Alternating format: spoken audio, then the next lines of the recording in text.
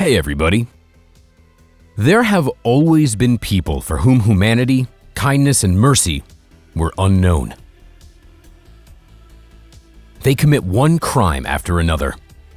The worst part is that many of them had considerable influence over society. Millions of people suffered because of their impunity, not hundreds or thousands, but millions. Unfortunately, most of these notorious people not only did evil, but also had the gift of imposing their ideology on others, who then followed in their footsteps. In today's video, I will tell you about the people who are considered the cruelest in the entire history of humankind by most of our contemporaries.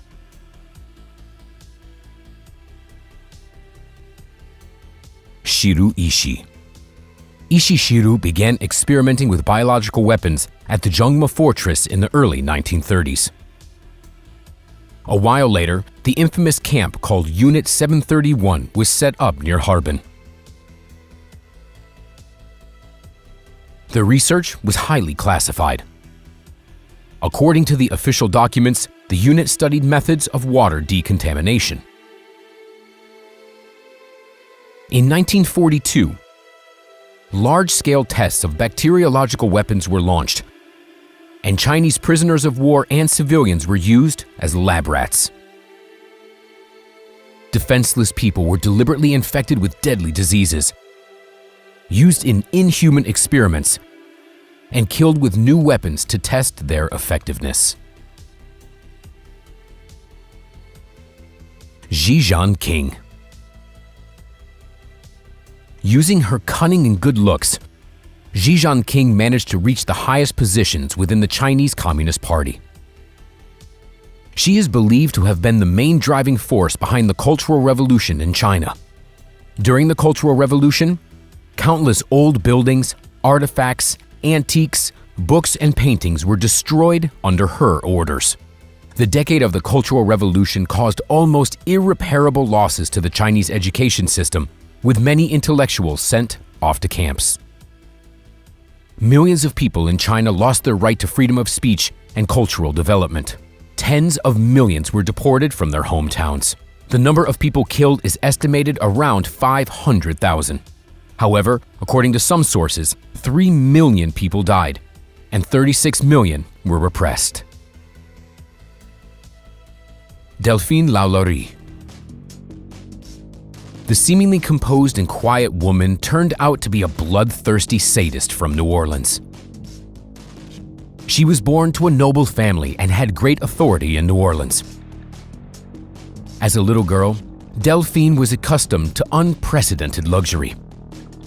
No one could even imagine that a real monster would grow out of that lovely lady. 40 Royal Street is the address of the house where Madame Lalaurie lived. Or rather, the address where the true chamber of torture, pain, and horror was locked. On April 10, 1834, a kitchen fire broke out at her house. Firefighters found 2 slaves chained to a stove. Many people thought that the slaves had set themselves on fire deliberately in order to attract attention. Having set them free, the firefighters headed to the attic, where a horrifying picture awaited them. Dozens of mutilated slaves were chained to the walls and the floor. People were going to lynch Delphine Lalaurie. They demanded her to be executed. However, Madame managed to escape to Europe. Later, it turned out that the old sadist died in France while hunting a boar. Ilse Koch.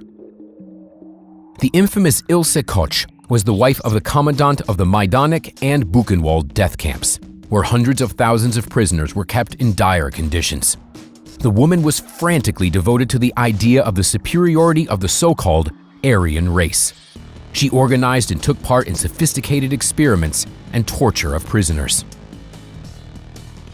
Ilse would whip the prisoners while walking around the camp, or set the guard dogs on them. She also became famous for making various interior items from the prisoner's skin and bones. Pol Pot. Pol Pot was a Cambodian politician and the leader of the Khmer Rouge. He pursued a policy of terror that resulted in the brutal death of millions of civilians. Pot's supporters didn't shun any means in the war against the bourgeoisie. The ideas of humanism and mercy were alien to them. By his order, the population of an entire city was forced into labor camps. Representatives of the educated class were exterminated throughout the country. All those who disagreed with his policy were brutally executed. As a result of this madness, most of the state's population were exterminated. Oliver Cromwell. He was an English commander and revolutionary who drowned Ireland in blood when suppressing the uprising in Ireland and Scotland in 1649. It was then that Cromwell's army invaded Ireland. The conquest was accompanied by extreme cruelty. Cromwell's suppression of Ireland cost it up to 5/6 of its population, according to various estimates. Over 200,000 civilians died of starvation and disease following the invasion of Ireland and Scotland by Cromwell's troops. On December 16, 1653, the Parliament of England declared Cromwell a lifelong Lord Protector of the country, giving him almost royal-like powers. Idi Amin. Idi Amin was the president of Uganda from 1971 to 1979. Historians consider him to be the creator of one of the most brutal totalitarian regimes in Africa in the 20th century. This dictator, who became known as the Butcher of Uganda and Black Hitler, was in power from 1971 to 1979. During this time, he managed to repress about 500,000 people and killed 2,000 people with his own hands. During the first months of his reign, Amin created death squads for killing his opponents. Under the rule of the Black Hitler, large-scale repressions were carried out against the Christian population of Uganda, despite the fact that the percentage of Muslims in the country, including Amin himself, didn't exceed 10%. Amin's inept leadership triggered an economic collapse in the country. The currency completely depreciated, and Uganda's living standards became one of the lowest in the world. The only sphere on which Amin spared no expense was the army. However, Idi Amin was never sent to trial or executed, despite the terror against his own people and the exile after the invasion of Uganda by the Tanzanian army. He died of natural causes in 2003 in a comfortable hospital room. Heinrich Himmler. Himmler was one of the inspirers and ardent fighters of the Nazi ideology. He is responsible for the deaths of about 6 to 7 million people of different nationalities. This man was characterized by unimaginable cruelty, which he considered an indispensable feature of every true Aryan. He called on his supporters to be tolerant only to the people of their own nation, while Jews, Gypsies, Slavs, and representatives of other nationalities were declared inferior. That is, they deserved the most cruel treatment.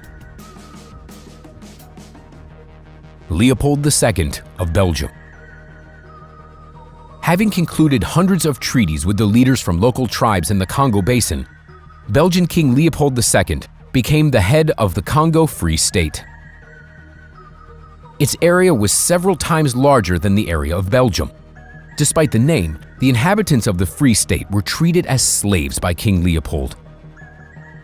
The country pursued a cruel colonial policy, including amputation of hands for disobedience or low-quality work. Between 1885 and 1908, over 500,000 Congolese people died of disease and hunger. In total, the Leopold II regime killed over 10 million people, 50% of the Congo population. All this was done just to make money from selling rubber, ivory, and other treasures of the country. Well, that's all for today, everybody. Give the video a thumbs up, subscribe to our channel, and we'll see you next time.